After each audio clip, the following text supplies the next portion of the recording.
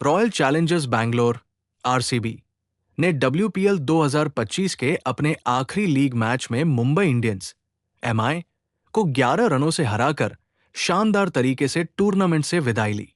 हालांकि RCB final में जगह बनाने की दौड़ से बाहर थी, लेकिन उन्होंने एमआई को सीधे फाइनल में जगह बनाने से रोक दिया।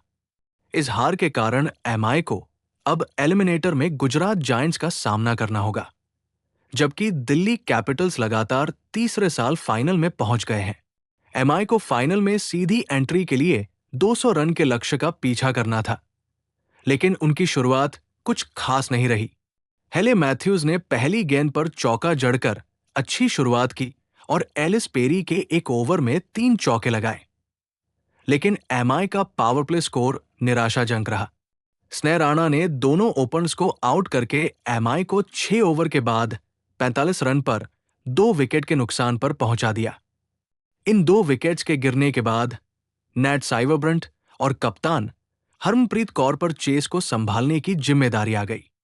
दुर्भाग्य से किम गार्थ ने हरमनप्रीत को एक लेग कटर पर कैच आउट करवाकर 18 गेंदों में 20 रन बनाकर पवेलियन भेज दिया। नैट साइवरब्रंट ने अकेले ही एमआई की तरफ से लड़ाई जारी रखी और नियमित अंतराल पर चौके लगाकर अपनी टीम की उम्मीदों को जिंदा रखा। हीथर ग्राहम की गेंदों पर एक चौका और एक छक्का लगाने के बाद साइवरब्रंट ने राणा और पेरी पर भी हमला बोलकर इस सीजन में एक और अर्धशतक पूरा किया। ये उनका 400 रनों का आंकड़ा पार करने वाला पहला WPL खिलाड़ी बनने का गौरव भी था। हालांकि बहुत अधिक रनों की जरूरत के कारण उन्हें लगातार चौके और छक्के लगाने की कोशिश करनी पड़ी और इसी प्रक्रिया में वो एक गेंद को टॉपेज करके आउट हो गई। उनके आउट होने के बाद एमआई को 31 गेंदों में 71 रन की जरूरत थी। स्नेह राणा की रात और बेहतर हो गई जब उन्होंने यास्तिका भाटिया का विकेट लेकर अपना स्पेल समाप्त किया। इसके बाद एमआई की स्थिति तेजी से बिगड़ने लगी।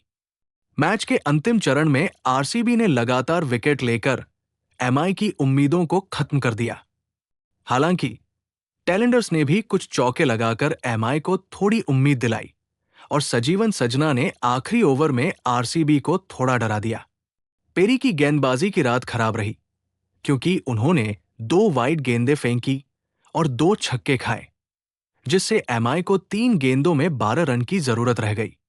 लेकिन पेरी ने अंतिम 3 गेंदों पर एमआई को कोई रन नहीं लेने दिया और आरसीबी ने 11 रनों से जीत हासिल की। इससे पहले आरसीबी ने एक शानदार फिनिश के साथ 199 रनों का मजबूत स्कोर बनाया। पिछले 4 मैचों में केवल 28 रन बनाने वाली स्मृति मंधाना ने इस मैच में शानदार पारी खेली और सबिनेनी मेघना के साथ मिलकर आरसीबी को तेज शुरुआत दिलाई। मंधाना ने शबनम इस्माइल पर हमला बोला, जबकि मेघना ने मैथ्यूज की गेंदों पर तूफानी 26 रन बनाए। हालांकि मैथ्यूज ने मेघना को आउट करके एमआई को राहत दिलाई। मेघना के आउट होने के बाद स्कोरिंग रेट थोड़ा धीमा हुआ, लेकिन मंधाना ने एमेलिया केर की एक ओवर में 2 छक्के और एक चौका लगाकर आरसीबी को फिर से गति दी।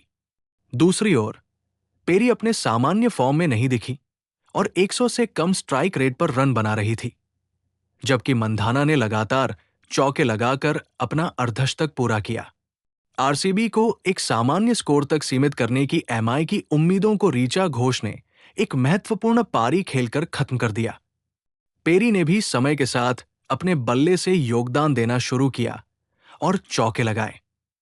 हालांकि मैच के अंत में जॉर्जिया वेरहम की बल्लेबाजी ने एमआई को हैरान कर दिया।